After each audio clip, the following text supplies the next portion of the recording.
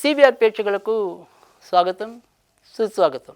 దోషాలు పరిహారాలు కార్యక్రమంలో మరి చాలామందికి మరొక సందేహం ఏంటంటే, ఈసారి పోలి స్వర్గం అనేది ఏ రోజు నిర్వహించుకోవాలి? గురువారం 20వ తారీఖు నిర్వహించుకోవాలా, శుక్రవారం 21వ తారీఖు నిర్వహించుకోవాలా అని. అయితే దీనికి కూడా సమాధానం ఏంటంటే కనుక, శుక్రవారం నాడు సూర్యోదయానికి మనకి ఉండటమనేది, పైగా ఉదయం ఖచ్చితంగా పాడ్యమి ఉన్న సమయంలోనే, అంటే మధ్యాహ్నం పూట మనం ఆడవాళ్ళు ఈ దీపాలు వెలిగించడం అనేది ఉంటుంది. అరటి దొన్నెల్లో మరి ఇప్పటికీ కూడా మనం ఏదైనా సరే నదులు, కాలువలు ఇలాంటి ప్రాంతాల్లో మన మహిళలందరూ కూడా చక్కగా రంగరంగ వైభవంగా ఈ అరటి దొన్నెల్లో దీపాలు వెలిగించి వదలటం అనేది మనం అందరం కూడా చూస్తూ ఉంటాం. అదే రీతిలో ఇక్కడ మరి ఏదైనప్పటికీ కూడా శుక్రవారం నాడు 21వ తారీఖు పోలి పాడ్యమి లేదా పోలి స్వర్గం అనేది చేసుకోవాల్సిన వ్రతం.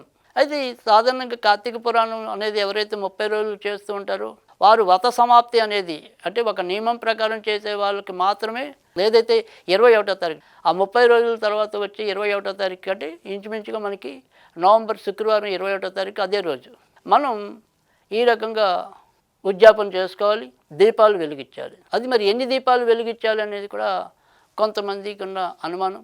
అయితే సాధారణంగా ఏదైతే ఈ యొక్క పండగ అనేది ఉంటుందో సాధారణంగా వారి వారి యొక్క కులధర్మం బట్టి చేసుకునే వాళ్ళు ఎక్కువ మంది ఉంటారు.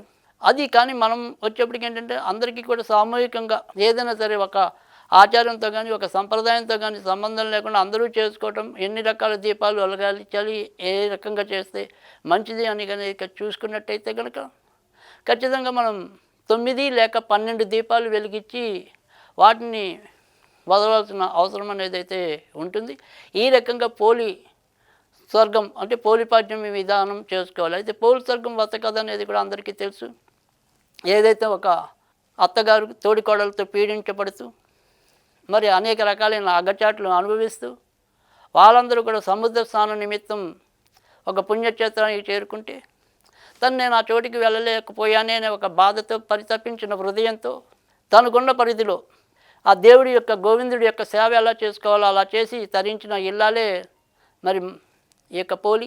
ఆమె మరి ఇంట్లో ఉన్న కాస్త పెరుగు నుంచే వెన్న తీసి ఆ వెన్నలో ద్వారా దీపం పెట్టి తన జీర్ణవస్త్రాన్ని ఒత్తిగా చేసి దీపం వెలిగించి గోవిందనామ స్మరిస్తూ మరి ఆ గోవిందుడి యొక్క అనుగ్రహ పాత్రురాలై బతికుండగానే మరి పుష్పక విమానంలో ఎక్కి వైకుంఠానికి చేరుకోవడానికి ఉద్యుక్తురాలవుతున్న సమయంలో ఆ దృశ్యాన్ని చూసి అప్పుడు కూడా అసూయతోనే రగిలిపోతూ మాకు కూడా ఆ భాగ్యం పట్టాలి అని ఒక కోరికతో ఆమె యొక్క కాలు పట్టుకుని మిగతా వాళ్ళందరూ కూడా ఒకళ్ళు క్యూలాగా, ఒక సంఖ్యలాగా, ఒక చైన్లాగా పైకి పయనమవుతున్నప్పుడు ఆ దృశ్యాన్ని చూసి మీరెవరు కూడా ముగ్గురు కూడా అక్కడికి రాదగిన వాళ్ళు కాదు, నలుగురు కూడా అంటే ముగ్గురు తోడికోడలు ఒక అత్తగారు, మీరెవరు కూడా అక్కడికి రాదగిన వాళ్ళు కాదు అని చెప్పి ఆమె యొక్క కాలు చెయ్యి నరికి వేస్తే ఆ తర్వాత ఈమె ఆనందంగా అక్కడికి తీసుకోవటం. అంటే ఇక్కడ ద్వారా మనకి ఏంటంటే ఈ 30 రోజుల యొక్క సారాంశం అంతా కూడా ఈ పాడ్యమి అంటే భగవంతుడిని మోమాట పెట్టడానికి మనకి ఎప్పుడు కూడా కావాల్సింది ఇలా పై పూజలు కాదు.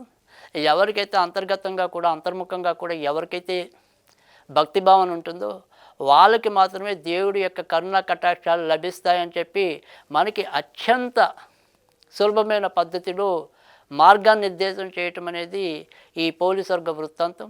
ఇది మనం 30 రోజులు కూడా అంటే ఈ కార్తీక పురాణం పఠించి కార్తీక మాసం అంతా కూడా ఒక నియమ నిష్టలతో వెళ్ళని వాళ్ళు కూడా చివరి రోజు ఈ రకంగా పాడ్యమి నాడు మరి ఎక్కడైనా సరే నీటి తావుల్లో ఈ రకంగా దీపాలు వెలిగించి ఆ యొక్క శివకేశవులు ఇద్దరి యొక్క అనుగ్రహాన్ని పొందాలని ఆకాంక్షిస్తూ ఈ రకంగా చేసినట్టయితే కనుక సత్ఫలితాలు లభించడం అనేది ఉంటుంది.